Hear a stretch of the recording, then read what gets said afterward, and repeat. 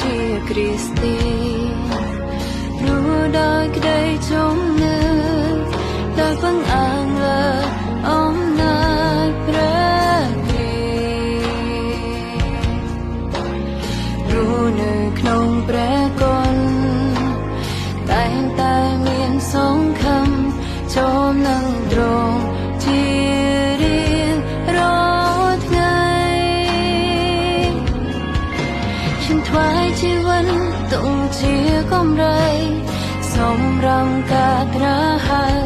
របងព្រះដ៏ជាអង្គចាអូព្រះអង្គម្ចាស់អើយកូនមិនភ័យខ្លាចឡើយត្រៀមខ្លួនរួចហើយនឹងមករាត្ររូបកាយកូនតែមួយកូនសូមថ្វាយតង់ទាំងស្រុងថ្វាយព្រះអង្គអើយទ្រង់រាសថ្វាយទាំងជនគំនិត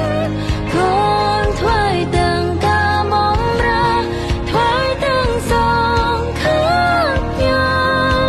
ព្រះគ្រី